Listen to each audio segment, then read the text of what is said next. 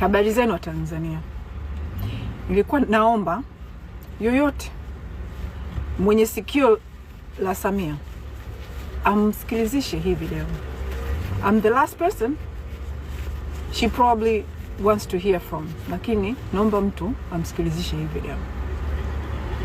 Samia,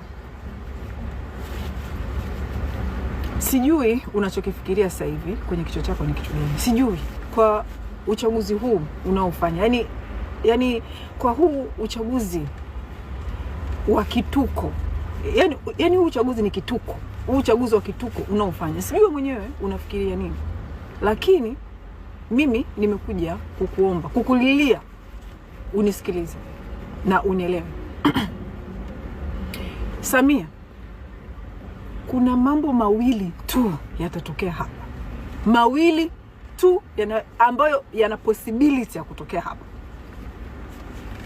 Jambo la kwanza ambalo litaweza kutokea hapa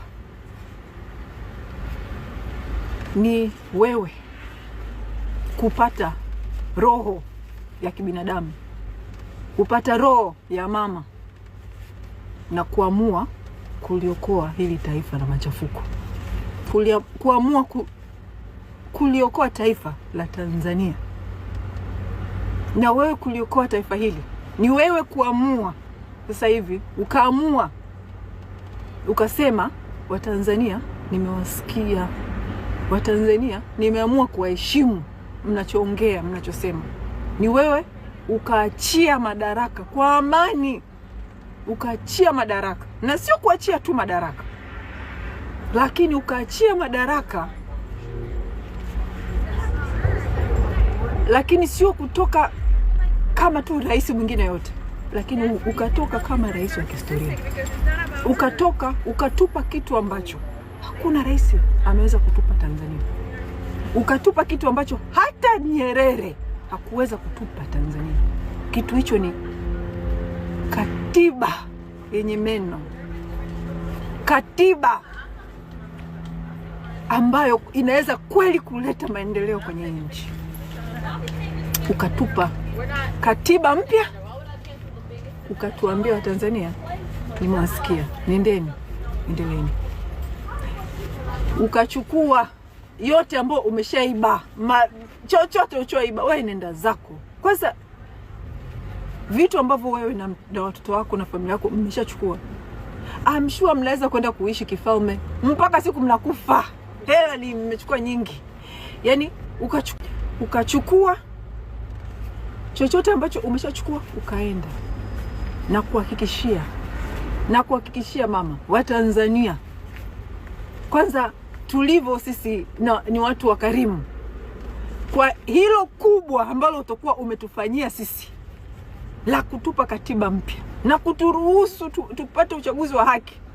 Tutasahau yote yaliyopita, tutasahau. Na sio utoke hivi kwa katiba mpya tu ya kawaida, yani ambayo tumekuwa tunaitaka Tanzania. Hapana, wewe ni Mzanzibari. Wewe ni Mzanzibari kwanza, kabla ya kuwa Mtanzania. Wewe ni Mzanzibari kwanza. Sio unaiachia nchi vivi, lakini pia set free Wazanzibari wenzio. Sasa hivi wanalia vizazi na vizazi, wanataka nchi yao. Wape uhuru, wape na wao uhuru Wazanzibari, waende zao. Hakuna Mtanganyika hata mmoja, mwananchi wa kawaida, ambaye anajali kuhusu muungano. Hayupo hata mmoja Mtanganyika anayejali kuhusu muungano na Zanzibar. Muungano hata ufe kesho, hakuna mwananchi wa Tanganyika anayejali. Ni nyinyi ma-CCM mlokuwa mmewakaba Wazanzibari wa watu. Tena sio ma-CCM wa kawaida, sio CCM wananchi wa kawaida, au sijui wajumbe, sijui kina nani, sijui wanachama. No, ni CCM wa juu, viongozi wa juu, kina Kikwete, sijui kina nani. Nyinyi ndio ambao mmehold hostage Wazanzibari.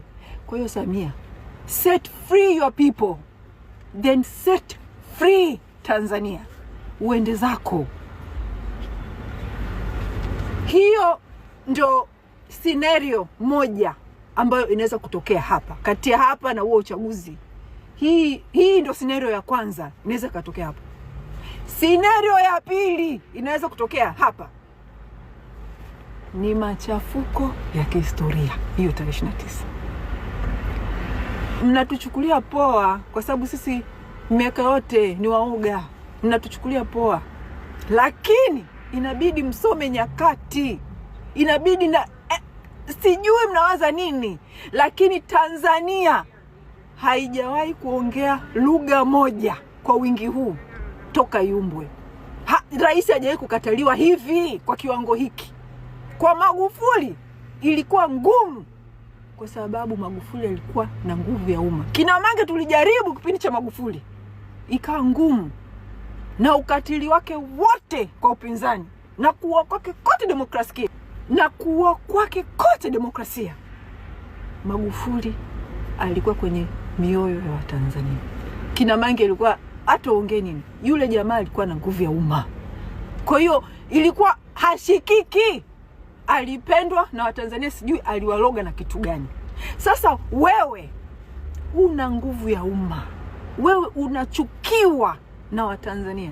Jifikirie sasa hivi kupata tu watu kwenye mkutano inabidi utumie mabilioni kuwakusanya maskini wa mwisho, ukawakusanye, uwape chakula, uwape nini.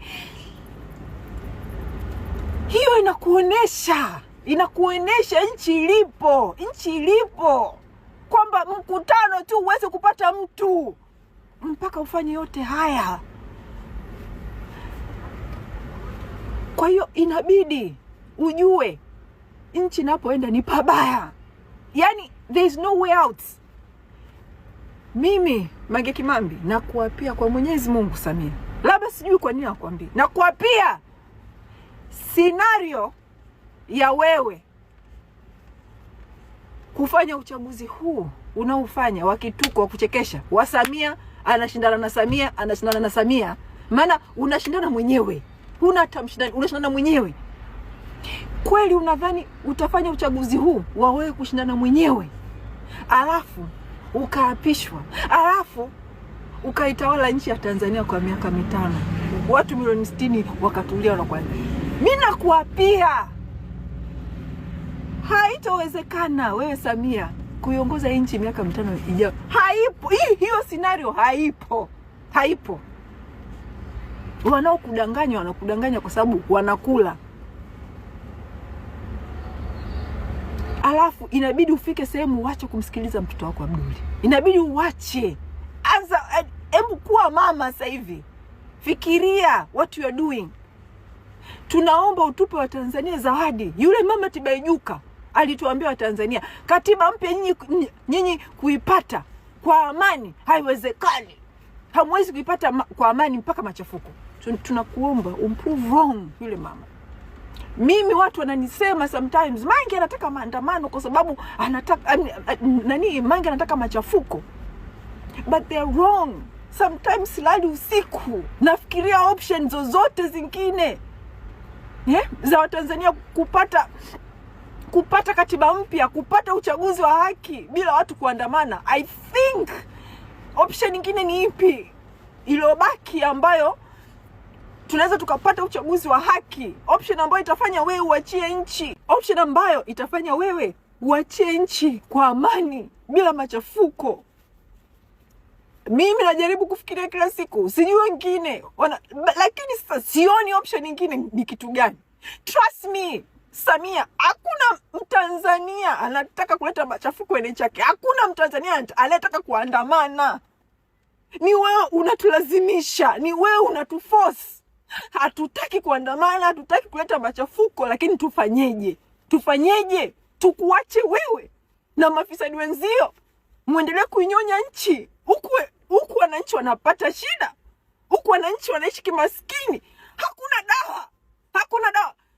Pale Ocean Road na kuja kuambiwa mionzi, watu wanaenda pale wako na stage 2 cancer, wanaambiwa mionzi sijui imekufa, sijui nini imekufa.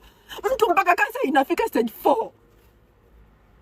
Alafu unaona watu wako wewe wana mabilioni benki, wana Rolls Royce. Tanzania Rolls Royce Nyie mnataka kuishi kama mko Hollywood, njoni huko basi Marekani mshindane na kina Beyonce. Anyway, my point is tuachie wote Tanganyika na Zanzibar. Iachie, usituachie tu sisi. Wape na watu wako Wazanzibari, wape na wao freedom yao, waende zao. Kila nchi zote mbili zianze upya. Wewe utakuwa rais wa kihistoria, tutakukumbuka kwa haya Rolls Royce yenu, lakini mpaka tutakufa tutakumbuka. Katiba hii ililetwa na Samia Suluhu. Mnyonge mnyongeni, haki yake mpeni. Samia ndio aliyetuletea Tanzania mpya. Tupe nafasi ya kukumbuka hivyo. Bye.